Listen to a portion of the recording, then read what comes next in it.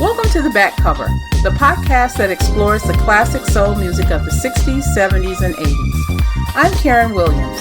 Join me and my co-host Steve Williams, no, we're not related, as we flip over the album covers and share stories of the movers and shakers that created, wrote, and produced those iconic sounds.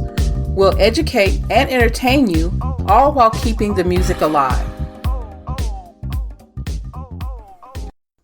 So tell people what we're doing today. Today we are featuring some of the artists that left the group or a group and went on to a solo career. Now, whether the solo career landed them in the star tracks of their career, or if it landed them in the dungeon, they went solo. So we've done Michael Jackson, which of course everybody knows. Yeah. We did Teddy. Oh, yeah. We did Jackie Wilson.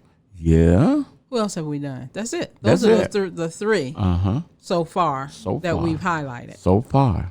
But there are more. Yes. And there's more. Did you get Diana? Did you get Diana's? No. No. In other words, hell no. She had a stellar career when she left the Supremes. I don't know what you're talking about. Mm-hmm. Go ahead. Who else you got? I'm going to give you a break for a minute. The Manhattans. Now, that is the song. That's the remake of the song that they performed for the first time at the Apollo Theater to win the... Follow me. You ready? Mm-hmm. Amateur show. Okay. Now, Gerald was not in the group then. As a matter of fact, he was still in high school. When they won the amateur show. Amateur show. Uh-huh. He was he came along much later. Mm-hmm. But the original lead singer, he tore it up. I have a record of it that was given to me by a good friend. Okay. So when I heard it, and then I heard the remake of it. I was like, oh, man, that is a monster. That would fit anyone. You're talking about wedding songs. They don't make good wedding songs anymore. Or songs that you could play for a wedding. Let me put it that way. No, let's put it like this. Songs that are appropriate for a wedding. Because they play music. They play songs. Let me up and down. Right. You're in a church something. What? Let me do what? What the record say, baby? I mean, you just music like that. It's timeless.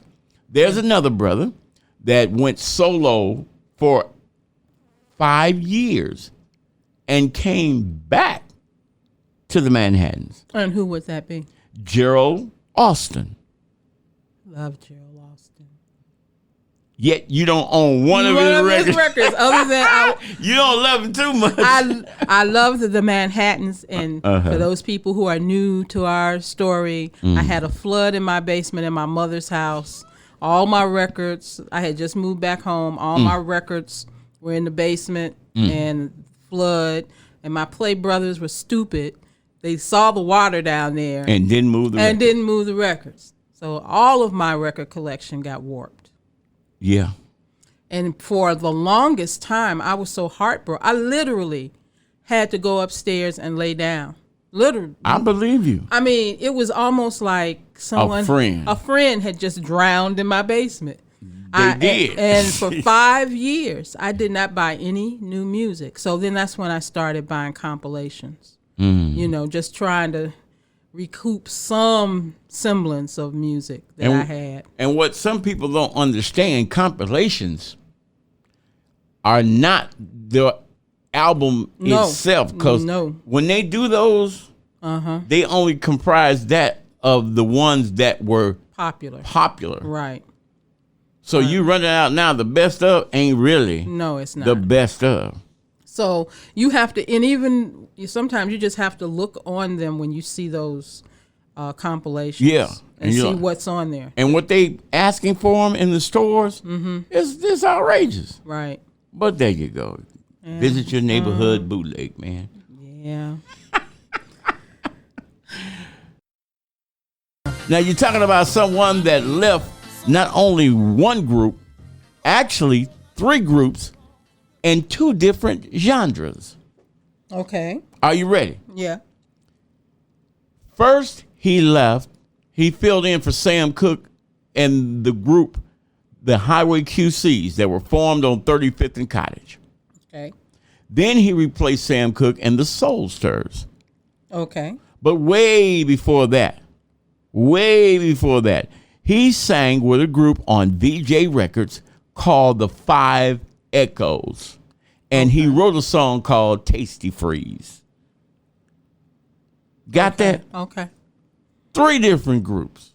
But he made his mark as a solo artist. A big, huge solo artist. Huge. Enormous. And to this day, he still holds the record for the number one single ever recorded. It went platinum. They didn't even have platinum. They 45. had 45. That song, Disco Lady. Shake it up, shake it down. Now, quit shaking now, okay? Now, did you hear that song earlier that I played by Johnny called I Just Want to Testify? Uh-huh. George Clinton wrote that. And the original don't sound nothing like that. Maggot Brain wrote that. You would have never thought That George had a tender side like that. that ain't tender. More tender than Sir Nose and all that Devoid other of stuff. funk. Right. Okay. Well, there you go. 24, maybe 25 after the hour. Uh-huh. Oh, my goodness. I'm loving this. Uh-huh. So when you going to play Diana? Who? You know, Miss Ross. Me no comprende. Who? Miss Ross. Miss Ross. Yeah, you know. Bessie? I thought she just made the flag. Oh, no, you know what you said you were going to do. What? You were going to play her in a duet with Lionel. I make no promises. You have Because we you said, can't document that I said that. Because we said that would cover 2, but no, Lionel's catalog is much more extensive as a solo artist than hers. And he wrote most of it. Right, and he wrote most of it. But I was going to say, that's how you cover that. You just play that song. You know how you really cover it? You don't play it at all. Okay, so who now? Let's keep track. We've done Teddy. We've done Michael. You've done Johnny Taylor. Johnny? Who else did you do? Jackie Wilson. Jackie Wilson. 4 men. I did. 4 men? A man? No women. What? You're kidding. Oh, that's why I said you ought to throw Diana in there. That's going to be hard. Because really, when you think about it, what women's groups? The women that we know were more solo artists when they first came out, except Gladys Knight, but she didn't leave the Pips. They just sort of decided that they weren't going to travel anymore. Then they left. She left. So yeah, Gladys, but she didn't leave like I'm gonna leave y'all. Right, it was in the plan. Right, it was in the plan. So that was a little different than I'm sick and tired of y'all. I'm going out on my own kind of stuff. Well, I wouldn't even say Mike. Well, yeah, he did. Michael. Oh yeah, he left. Yeah, he left. Yeah. After Victory, brothers, I love y'all. Y'all on your own. Right. Well, when he did Off the Wall, that was pretty much it. And he came back and he did the Victory tour with them. The tour and an album. The Victory album? Yeah. Okay. Yeah, it was a concert. Yeah, and that was it. Well, I'm trying not to play David and Eddie because everybody play them at the end. Oh, play them at the end of the day. Because people know. I know because you're you're biased. What? Biased. How you spell it? You don't want to. If it was up to you, it would just be the all David Ruffin and Eddie Kendrick show. Now, Brian had to come in and chime in and says, endless love will do. That's what I told you. I don't want no endless love. Endless love will do. I don't even know if I have a song. You want me to sing it? My love, there's only you in my life. The only thing that's right. And you know how I know that song so well? Why? Because I was a freshman in college, and we played it during the Magic City Classic, Alabama State and Alabama them, Okay. A&M. Mm-hmm. We played that. But did you sing the words? I mean, no, we had two people singing it. Oh, okay. Now, mind you, Diana wasn't in the group, but Lionel was still with the Commodores. When they made that song? Uh-huh. That's one of the reasons why they got teed at him. Perturbed. Yeah. Okay.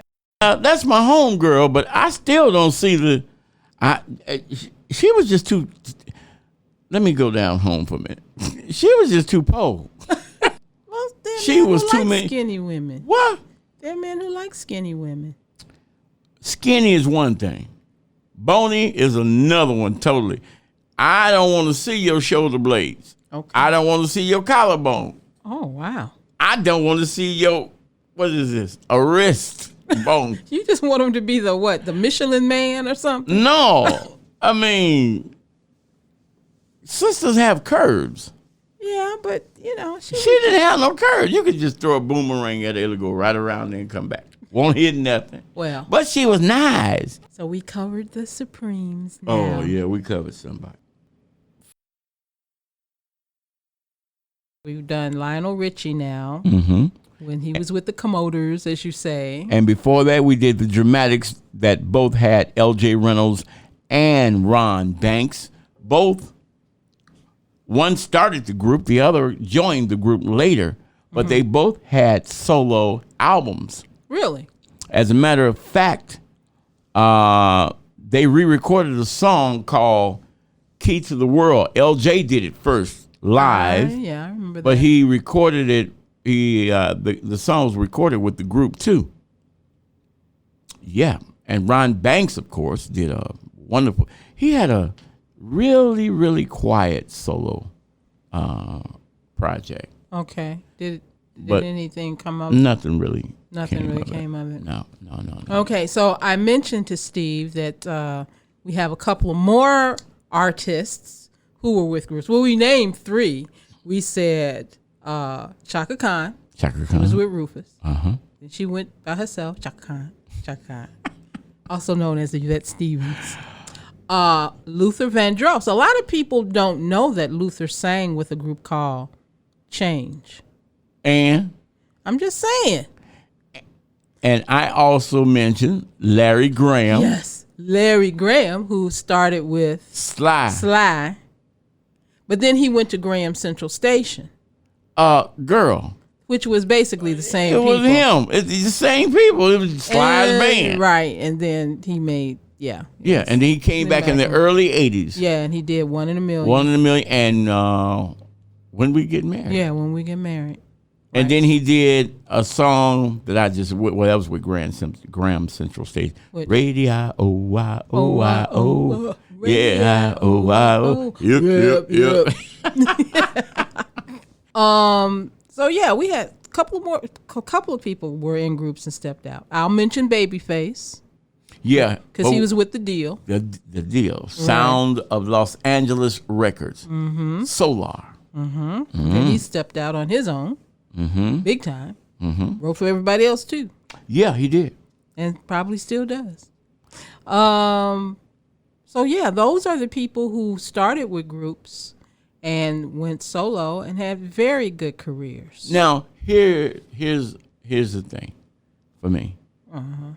If you start a group, make sure you have more than one lead singer. Because think about it.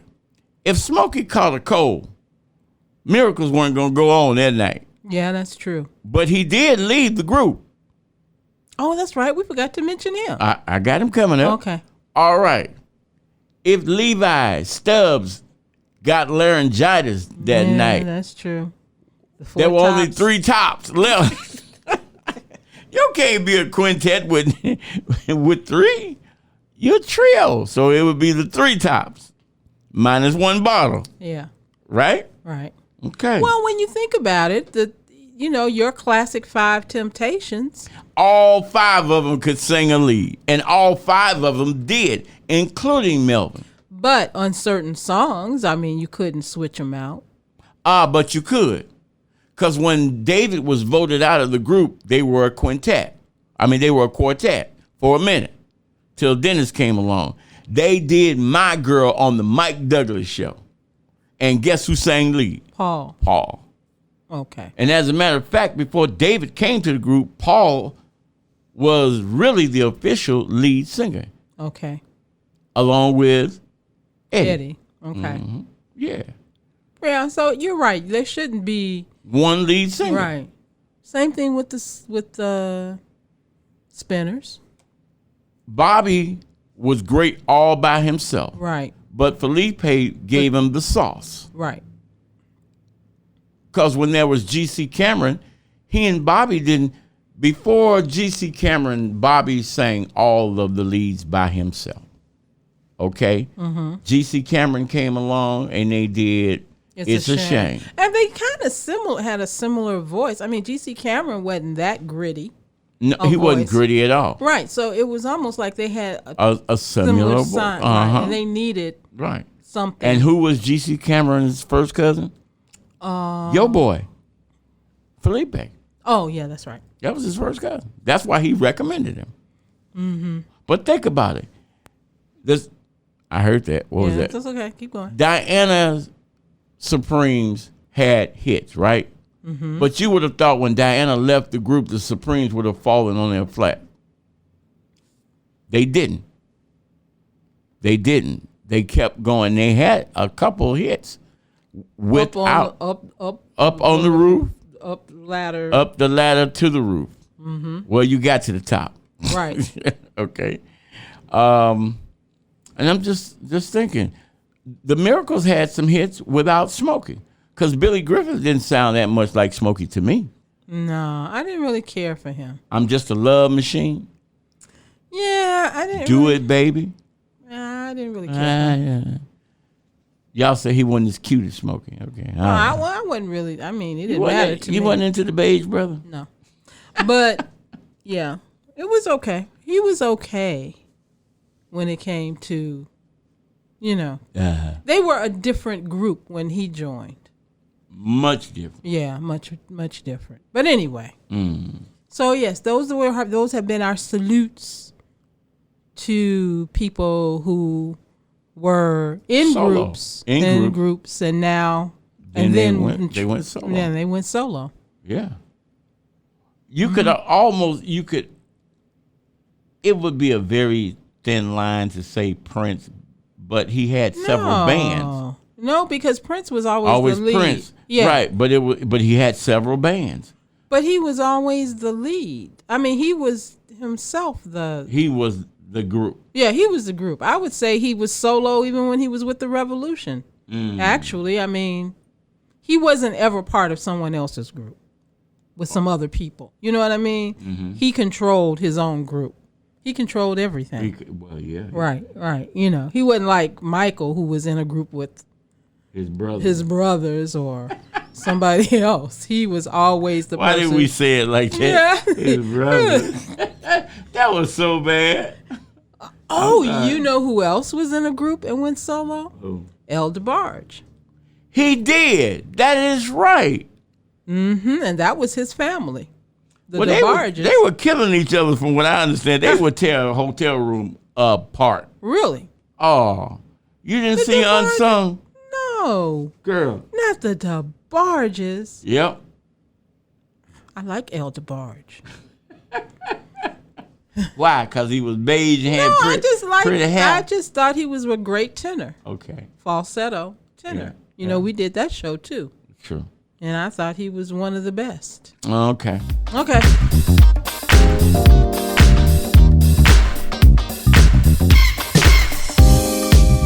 Eddie Kendrick and David Ruffin. You're my everything.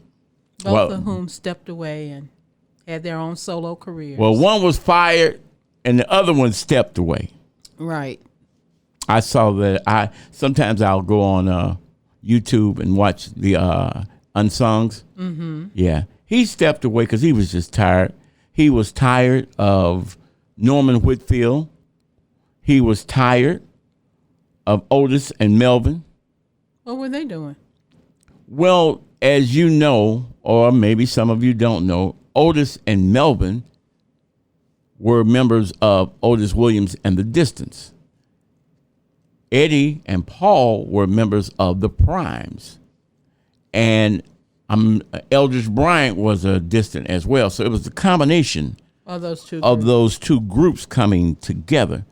But Otis, with the other groups, would just say, you're out of the group. Eddie said, oh, no, we're a group, but there are rules and regulations that you have to follow because we vote on things here. They voted twice to kick David out, but Eddie didn't vote. It had to be, even vote. But Eddie was like, he's the reason why we're so famous, so hot. Now, he got angry with Norman Whitfield because Norman Whitfield was writing all this Sly and the Family Stone type of stuff. Psychedelic. I said soul. Sly and the Family Stone type of stuff. Psychedelic soul. Yes, that's exactly what it was. Eddie was a person that loved love songs. Then, of course, he was in charge of wardrobe. Looking at some of the other groups, Otis at one time wanted to stop dressing alike. That was not the Temptations' rep. Right. And Eddie was in charge of wardrobe. Like after Eddie left, they did started dressing differently. They didn't come out. They weren't in psychedelic. Yeah, they were in more like vests, right, or other, different stuff. Yeah, They didn't dress alike. Right. And then when they got older, then they went back to. Well, now they dress alike. Do they dress? No. Well, I'll say they always kind of dressed alike, but it was different style suits and things of that nature. Right. Most groups from that era, all back in the days, dressed alike. Yeah, and they were clean. Up until like the mid-'70s. Some of them continued that. Yeah. OJs always dressed alike. Temps, Dales, my boys, Dramatics, all of those classic groups. Yeah. Even the Enchantments like we played earlier. Enchantments, Stylistics, all Stylistics, Blue Magic. Right. All of them dressed alike. Delphonics. We can go on. Right. They all dressed alike. That was the thing, even with the female groups. Yeah. But now everybody got the drawers showing. They don't have no shirts on. No. That's what we were talking about. They sagging. Yeah. They ain't got no shirts on. No shirts on. And they just out there with a mic stuck all up in the air, up in their mouths. Now, that was the difference between Jodeci and Boyz II Men. Jodeci, Casey and JoJo could out-sing Boyz II Men 20-1. Definitely. But them mamas wasn't going to send them daughters to no concert with them brothers up there. Ooh, yeah. Naked as a jaybird. That's right, because the mothers went with them to see Boyz II Men. Yeah. Not only black mothers. Yes, that's white right. mothers, too. They were an excellent crossover group. Oh, no. They're naked. No, you can't go see them. That reminds me of In Living Color. Tommy Davidson they were doing Jodeci. Him and Tommy Davidson and what's his name? Jamie Foxx. Okay. Naked.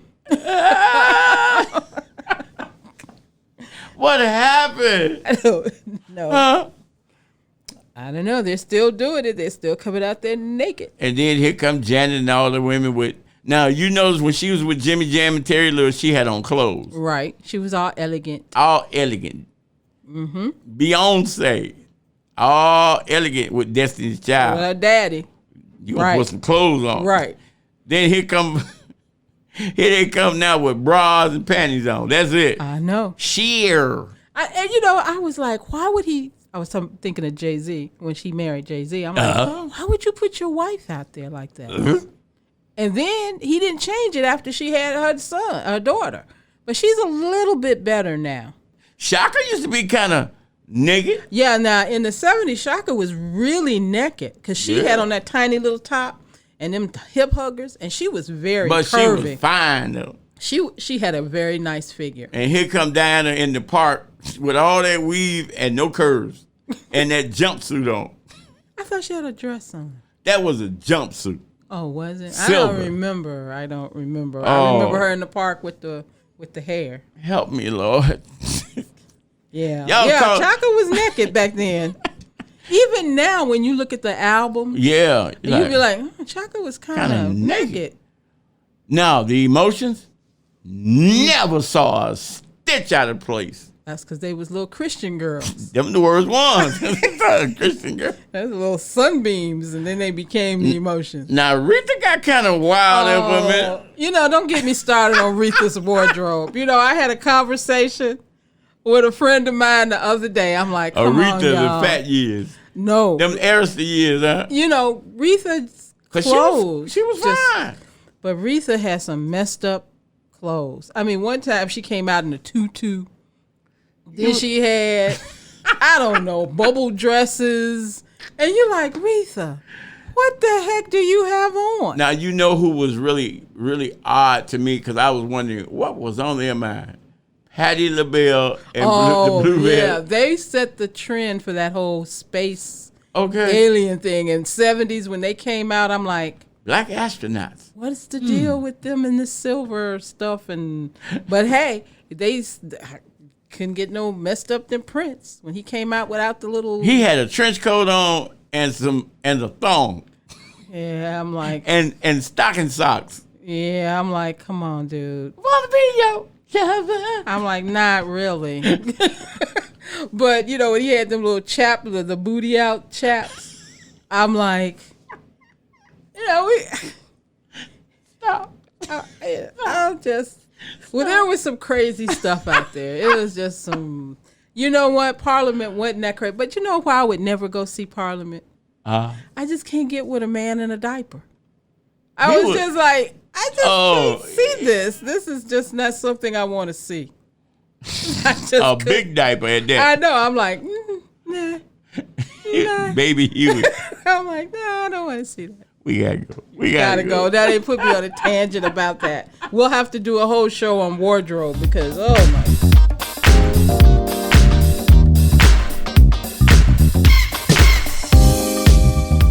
You know what I wanted to tell you? I'm listening. I'm a Barry Manilow fan, right? Oh, God. Okay, I admit it. I like Barry Manilow. He's you almost like David Foster. He wrote almost all the songs of the 70s He and kept 80s. all the money. And you're right. But guess what he's done? He personally sold his catalog. Well, Yes. he's like close to 80 now, right? But this is the whole thing behind. And when I heard that, I'm like, why would an artist sell their catalog? Well, this is why, Steve. Because, we talk about, rights and copyrights and stuff for artists, and people don't. And he sold his whole catalog? Yes, but these are the reasons why artists, they say, should consider selling their catalog. I'm One, listening. the artists and musicians still hold the power in this market to negotiate a good deal with the person who is going to buy the catalog, because most of the people who buy the catalog are investors. So it's an investment opportunity. So they don't have maybe one company. It might be a company of 4 or 5 people who want to take this and make money off of it. So what they are actually able to do with the artist, because they said Al Green has done some of this. So has Rihanna, and Rihanna ain't been out but 15 years, 20 years, is it helps keep their music alive. Because as musical tastes change, some of those artists' music will drop off. They won't be famous anymore. It will be something that they don't play. Like Barry Manilow. They don't really play Barry Manilow unless you're on contemporary hits radio now. I mean, think You're about right. it. You're right. And some of the older stuff that even Al Green has done. People know Let's Stay Together. But those songs aren't written, or even those songs weren't written by Al. It doesn't make any difference. Whatever songs he had that he could sell, he has done that. Oh, Barry Manilow. Barry Manilow and Al Green. Well, there hadn't been too much Al could sell. I know that, but I'm saying. But let's stay with Barry Manilow. Well, because Barry writes a majority of his songs.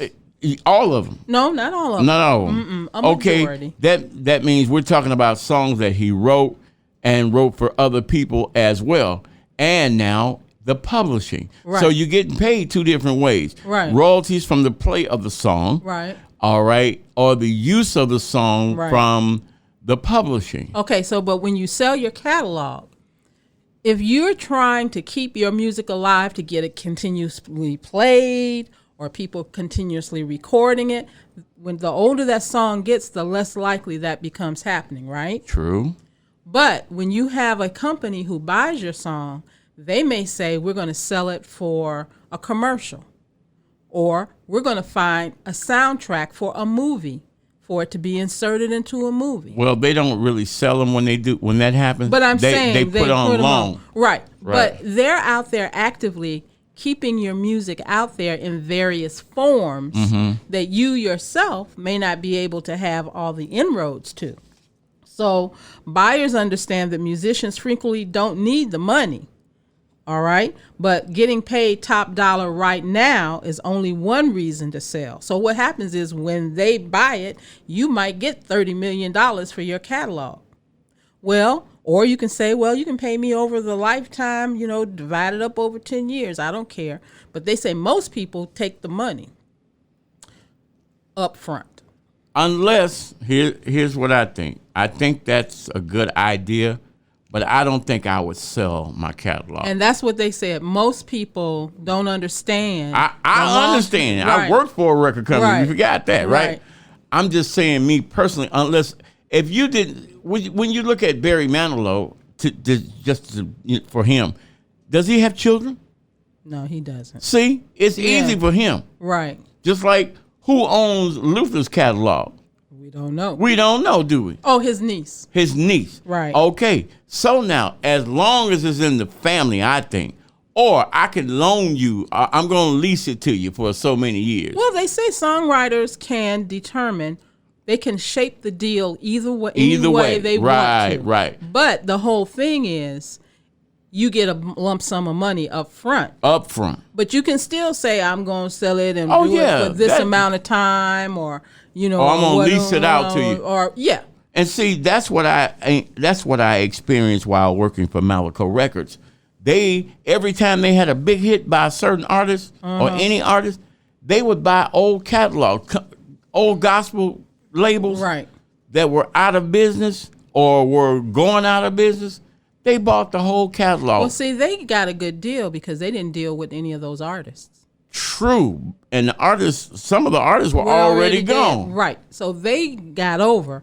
But now they're saying that, songwriters can sell some or all of their publishers' share. And if you listen, if you watch TV, 90% of the commercials you watch got an old song, mostly R&B. Right. And those people probably are the people who've gone into these deals with these companies to say, okay, you can take half of my publisher's rights or half of my writer's percentage. Right. Or whatever, what percentage, whatever. And then they go out and they try to market that music. That makes sense. Make it make more money. Make it make more money for a certain length of time, or they pay you a certain amount of money up front. Boo. And say, hey, here's $50 million and let us go. Only a Barry Manilow could get a $50 million. I'm going to sell my song. Yeah, what song? Meet me with your black drawers on. Thanks for listening to The Back Cover. You can catch The Back Cover on TuneIn, Stitcher, and MyTuner. You can also listen to our show, The Ride Home, from 2 p.m. to 6 p.m. Monday, Wednesdays, and Fridays, Central Standard Time on www.thesoundofsoul.net. Please have your friends and family like and subscribe to our podcast.